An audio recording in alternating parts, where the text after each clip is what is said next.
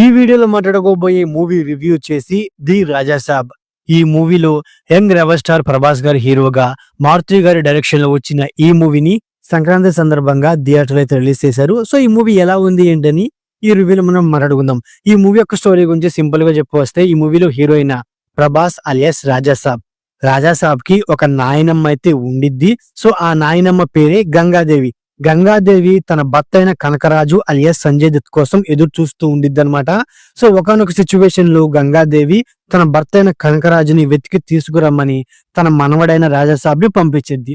So తన మనవడైన రాజాసాబ్ తన తాత అయిన కనకరాజు కోసం వెతుక్కుంటూ ఒక బంగ్లాలోకి వెళ్తాడు. అక్కడ తన తాత అయిన కనకరాజు దెయ్యంగా మారి ఆ బంగ్లాలో ఉన్నాడని తెలుసుకున్న మన రాజాసాబ్ దెయ్యమైన వాళ్ళ తాత దగ్గర నుంచి, ఆ బంగ్లా నుంచి తను ఎలా బయటపడ్డాడు, ఇలాంటి పాయింట్ల మీదే ఓవరాల్ స్టోరీ అయితే ఉండిద్ది అనమాట.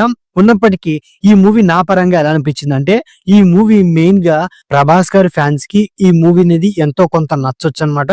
బట్ ఓవరాల్ గా ఈ మూవీ అనేది అంత ఎంగేజింగ్ గా లేదు. నా పరంగా ఈ మూవీ అనేది యావరేజ్ అనే చెప్తాను. ఎందుకు అన్నానంటే, ఈ మూవీలో మెయిన్ గా కామెడీ అండ్ అలాగే హర్రర్ ట్రై చేశారు. ఈ రెండు వర్కౌట్ అవ్వలేదు. అండ్ అలాగే ఈ మూవీలో మన మారుతి గారు ట్రై చేసిన జానర్ వచ్చేసి ఒక హర్రర్ ఫ్యాంటసీ అనే ఒక కాన్సెప్ట్ తో మూవీ తీసిన ఐడియా బాగున్నప్పటికీ, బట్ దాని ఎగ్జిక్యూషన్ అనేది అంత ఎంగేజింగ్ గాను అండ్ అలాగే అంత ఇంట్రెస్టింగ్ గా లేదని చెప్పుకోవచ్చు అన్నమాట. ఇంకా చెప్పవస్తే, ఈ మూవీ యొక్క ఇంటర్వెల్ పోర్షన్, ముఖ్యంగా క్లైమాక్స్ పోర్షన్ కొంత సాగదీశారు, అయినప్పటికీ బాగుంది. అంతేకాకుండా ఈ మూవీ ఫస్ట్ హాఫ్ లో ఒక క్యాష్ బ్యాక్ కోసం జరిగే ఒక ఫైట్ సీన్. ఇంకా చెప్పొస్తే, ఈ మూవీలో ప్రభాస్ గారి యాక్టింగ్, ప్రభాస్ గారి లుక్, ముఖ్యంగా ప్రభాస్ గారు క్లైమాక్స్ లో కొన్ని ఎమోషన్ సీన్స్ లో తన యాక్టింగ్ అనేది చాలా బాగుందన్నమాట.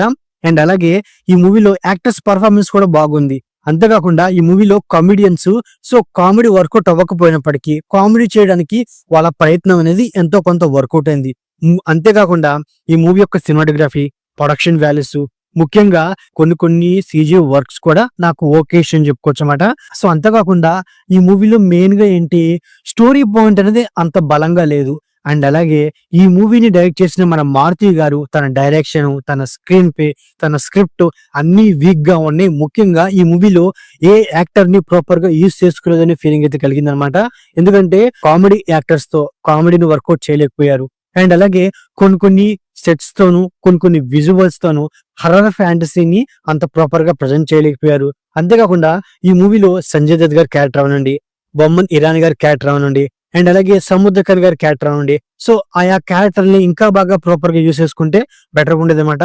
అంతేకాకుండా ఈ మూవీలో బిగ్గెస్ట్ మైనస్ వచ్చేసి అది కూడా ఆ ముగ్గురు హీరోయిన్స్ అనమాట. ఎందుకు అన్నానంటే, ఆ ముగ్గురు హీరోయిన్స్ ఎందుకు ఉన్నారు అనే ఒక డౌట్.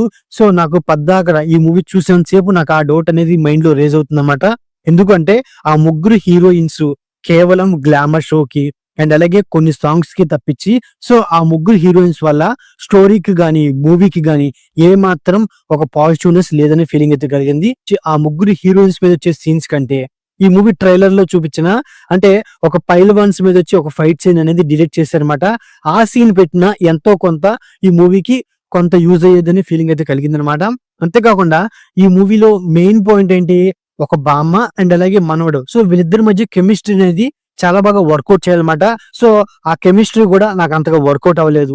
సెకండ్ హాఫ్ లో మన సంజయ్ దత్ గారికి అండ్ అలాగే మన హీరోకి మధ్య వచ్చే సీన్స్ కూడా ఏమైనా బలంగా ఉంటాయంటే అవి కూడా నాకు సోసోగానే అనిపించినాయి. కానీ సో ఎక్కడ ఒక ఎంగేజింగ్ గానీ ఒక క్యూరియాసిటీ గానీ బిల్డ్ చేయలేదు అనమాట.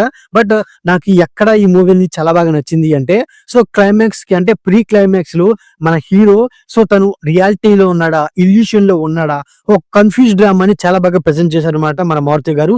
ఆ పాయింట్ ని ఇంకా బాగా యూజ్ చేసుకొని అలాంటి పాయింట్ల మీదే ఇంకొన్ని సీన్స్ తీసుంటే బెటర్ గా ఉండదు అనమాట. ఇంకా చెప్పొస్తే, ఈ మూవీ యొక్క ఫస్ట్ హాఫ్ అలాగే సెకండ్ హాఫ్ విషయానికి వస్తే, సో ఈ మూవీ ఫస్ట్ హాఫ్ లో మన డైరెక్టర్ గారు సంజయ్ దత్ ని పరిచయం చేసి, దాని తర్వాత మన హీరోని పరిచయం చేసి, దాని తర్వాత వరుసగా ఒక ముగ్గురు హీరోయిన్స్ ని పరిచయం చేసుకుంటూ ఆ విధంగానే మూవీని సాగదీసుకుంటూ వెళ్ళారు.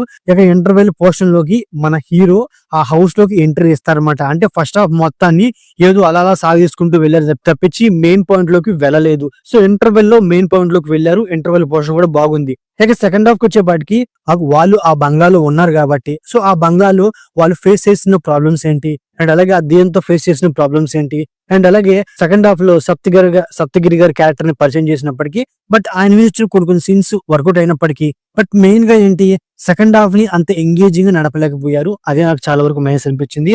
బట్ ప్రీ క్లైమాక్స్ అనేది వేరే లెవెల్లో ఉంది. అదే ఈ మూవీకి కొంత పాజిటివ్నెస్ అని చెప్తారనమాట. ఇక ఈ మూవీలో మెయిన్ గా చెప్పుకోవాల్సి వచ్చింది మన తమన్ గారి గురించి. సో తమన్ గారు తనిచ్చిన కొన్ని చోట్ల బ్యాక్గ్రౌండ్ స్కోర్ అనేది చాలా బాగుంది.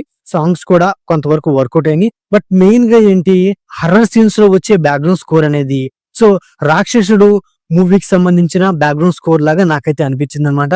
సో ఈ మూవీలో సెకండ్ హాఫ్ లో కూడా కొన్ని సిచ్యువేషన్స్ లో అసలు సాంగ్స్ అనేవి అనవసరం, కేవలం సాంగ్స్ ని ఏదో గిరికిచ్చిన ఫీలింగ్ అయితే కలిగింది అనమాట. సో ఓవరాల్ గా ఇదండి ది రాజాసాబ్ మూవీ రివ్యూ. రివ్యూగా నచ్చినట్లయితే వీడియోకి ఒక చిన్న లైక్, అలాగే మన ఛానల్ ని సబ్స్క్రైబ్ చేసుకోండి. Okay, thank you all.